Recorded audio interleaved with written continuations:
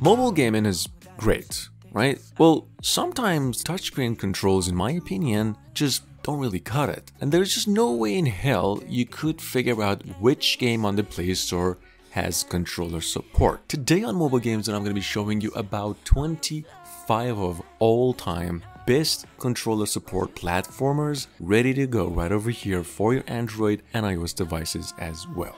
Shall we? How does it feel to breathe when you're dead? They never seen you out of your bed.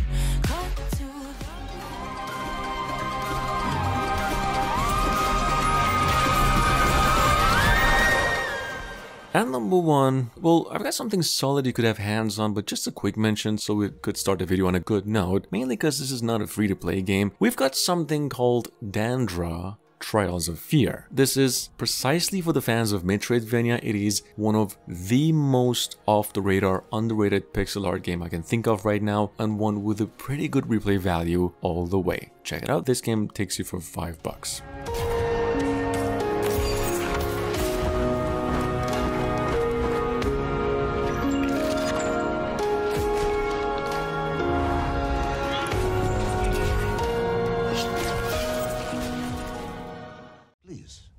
Do tell me, what was this brilliant plan? Now this is at the moment available on consoles, PCs and Apple Arcades only. The Android version is due in about a month, I hear. We've got here at number 2 something called Little Orpheus. What is self-described by developers as a technicolor side-scrolling adventure, a lot inspired by the old Symbot games. If you're just a fan of old school stuff and appreciate a good story, good graphics, and some world-class controller support, this is definitely the one for you. Or just keep it in mind for now. Struggle for freedom, the likes of which our world has never seen.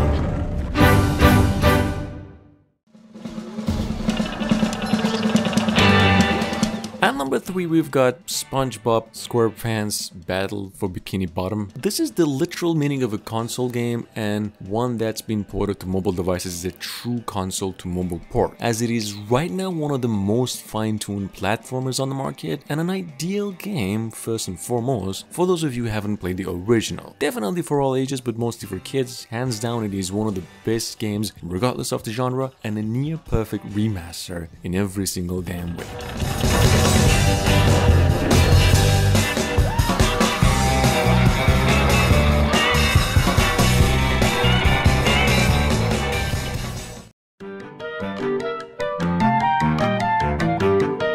Moving on, we've got Wonderboy, The Dragon's Trap. This is also a console quality port and not a free-to-play game either. This is a continuation of a franchise that actually started life all the way back 35 years ago. So you could assume it's more than safe to say it's a game of fine-tune and years of experience. Not to mention, it's by .mu, who's just a god in creating classic 2D games, and it is literally bug-free and super smooth.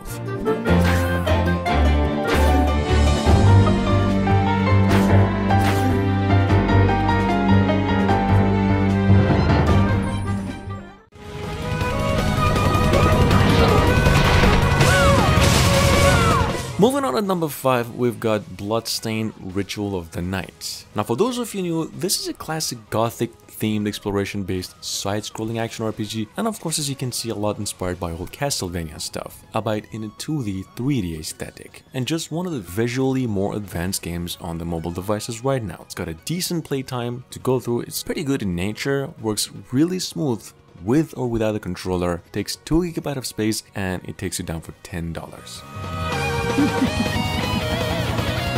Scarlet Ghost.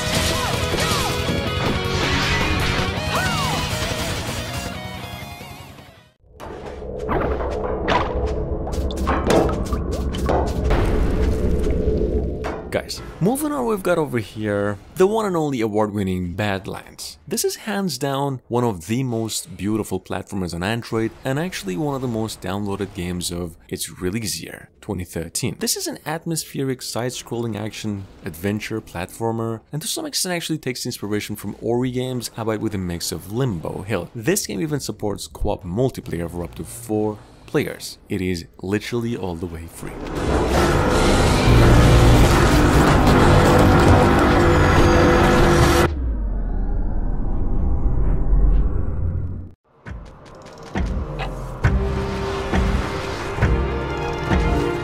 Moving on, we've got Dead Cells. Now, as I've mentioned here before, Dead Cells is just the smoothest game of all time, probably, if we're talking roguelite, Metroidvania, platformers. It's the one love child of Castlevania and Dark Souls, and a marvelously crafted game with some top tier gameplay elements with or without a controller. It's a masterpiece. Game's been around for 2 years now and is literally free for the price that it asks, which is $9.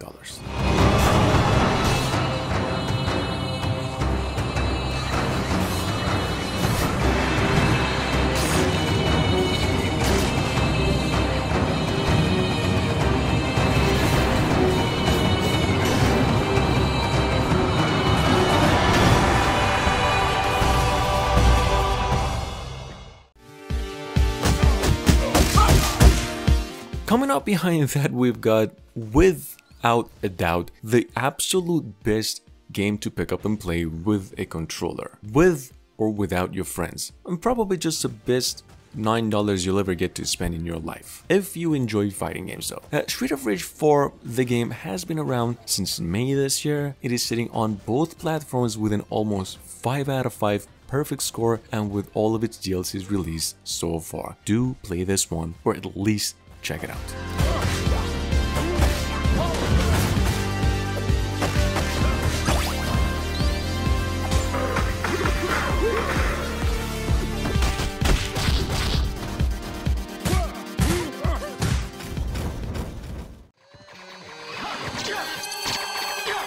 Now, at number 9, it's gotta be my own fave of all time here, Castlevania Symphony of the Night. This is a direct port of the classic console action RPG and on the mobile devices now, technically since 2020. For those of you new who have no idea, this is an amazing classic if you do appreciate one. However, the controls of which are kind of horrible. With the controller, however, it's the exact opposite, and seriously, they really knocked it out of the park with the port itself. If you've never played the original Castlevania Symphony of the Night on the PlayStation 1 console and you do appreciate Metroidvania game, play this one and forget about the rest.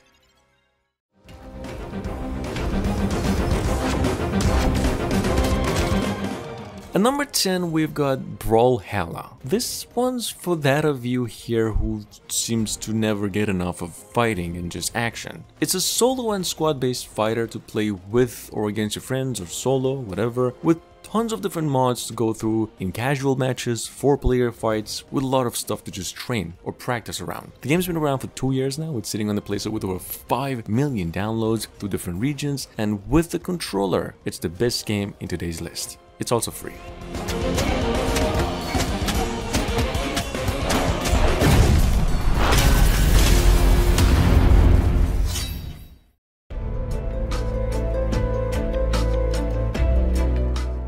Moving on, we've got, once again, Grim Veiler, which is just like Symphony of the Night, a somewhat Souls-like hack and slasher, or technically an RPG platformer with perhaps the most fine-tuned gameplay system on the entire platform, if we haven't had mentioned Brawl Heller earlier. This game's smooth as freak, it's playable with a controller, it's free, takes you for almost 700 megabytes of space though, and this is how it really works.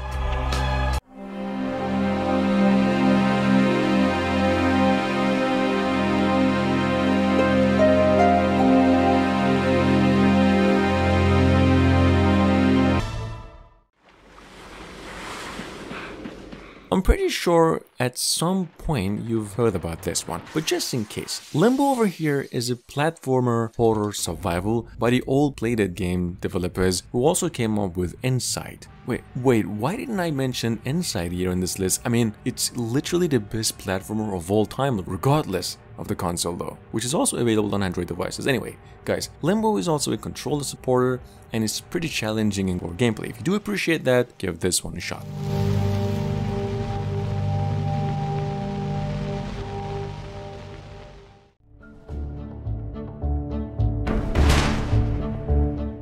At number 13, we've got what's called Tesla Guard. I'm not gonna lie, I'm kind of running out of words here, but this is one of the biggest Android games that was released all the way back in 2018. It's a puzzle platformer, not an action game, and pace-wise, I mean speed-wise, it kind of has some resemblance to Prince of Persia. The old one though. So I do believe it's kind of inspired by that game. I haven't played this one, but it looks great. It's got some bosses apparently, and you need to deal with them, and it probably has one problem, which is it's not free. So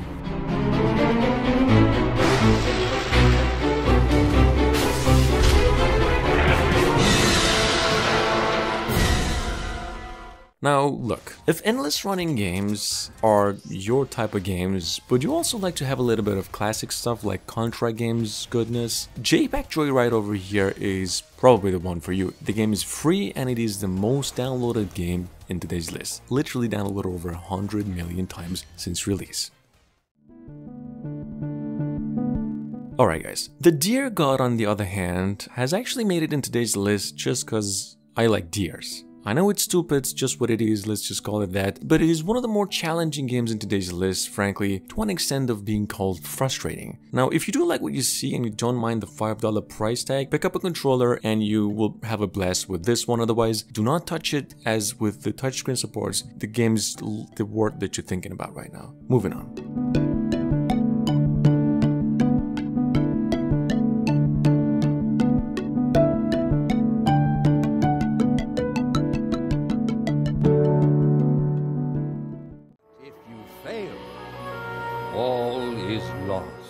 If you are actually a fan of paid mobile games and you haven't bought Oddmar already, let me just say that was a sacrilegious that you did. On second hand, the game just became free. Oddmar over here is simply one of the best looking mobile games of all time regardless of the genre. It's an incredibly fun platformer no matter what part of the experience we're talking about. Games won awards, it's been ported many times over different consoles, and it's one of the best games to play with a controller.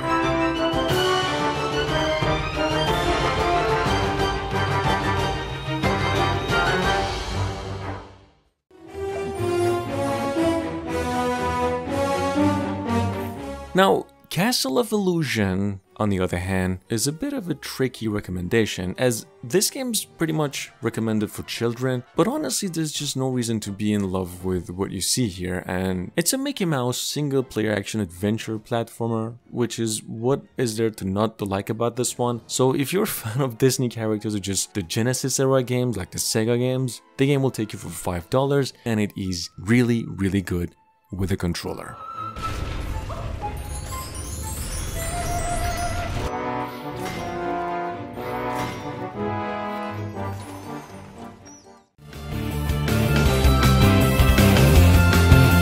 Now, Everland 2 is sitting on the Play Store for $5, and I'd like to just say this in one sentence. It is one of those premium games that if it weren't for the $5 price, which is honestly nothing for the replay value, it would have been freemium.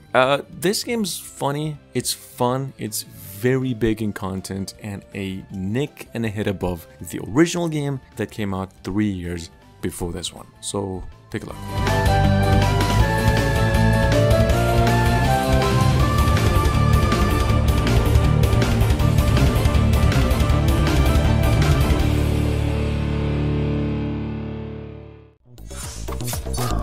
Reaper, on the other hand, is one of the better action-adventure games you could have hands on for free right now. Here's the reason. Graphically, the game's not good, not bad either, but the story here, if you do appreciate a good one, is really unique. Have you ever played something that you didn't really like at the beginning, but then all of a sudden you had just no life anymore? Well, this is exactly that, as it's actually quite hard. Great game, great concept, and great story. Those are the three things you could say about this game 100%. I used to be Leopold the Golden. Alright guys, now, Leo's Fortune, on the other hand, at number 20. God, what a beautiful game. If you don't know what is going on here really, first of all, this is an award-winning platformer adventure from almost a decade ago, and quite literally one of the hardest games to get the hang of in today's list. If you do like a little bit of challenge and the visual style of the game you see here, all you really need to know is that the game is somewhat pretty short and it'll take you down for $4. Otherwise, it is a masterpiece. I am on a journey for one purpose only. Find my fortune and get it back.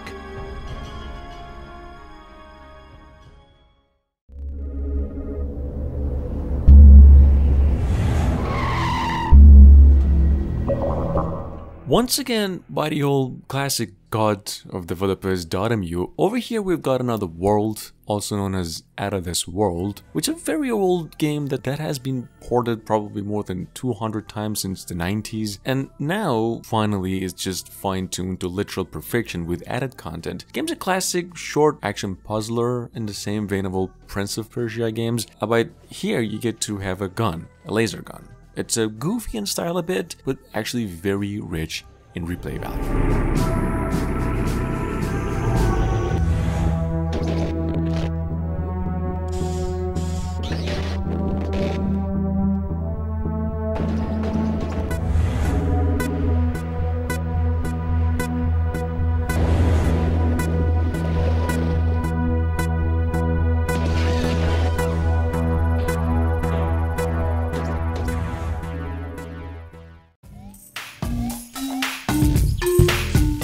Moving on, we have from a little more than a year ago. Some of you might be actually familiar with its previous entry, but something here called Radish 2. Now Radish as in Dad Radish. I'm not kidding, guys. Despite the stupid title over here, this is the most addictive game in today's list, and you should try it if there's anything you do like about what you see here, even if you don't like about what you see here. Game's free. For some reason, it's, for me, 100 out of 10, and it's got one of the best plots and such smooth gameplay.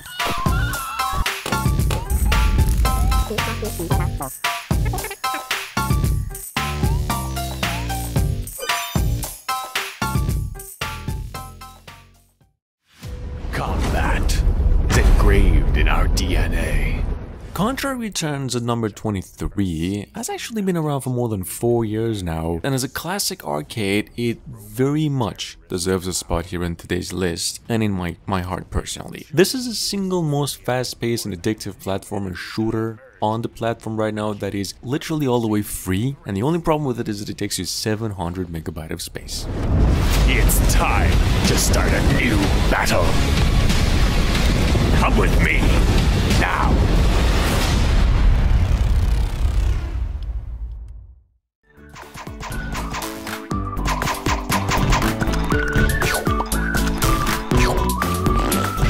Muffin Knight, on the other hand, is an arena-based action-packed platformer, and about the story of a little boy on his journey to return the old very magical muffins, these from muffins, whatever, where this strange curse was set on him that with each muffin he touches, he turns into a different creature. It's stupid, but as stupid as it sounds, the game's pretty sweet, like the muffin itself, and it takes you for only $1.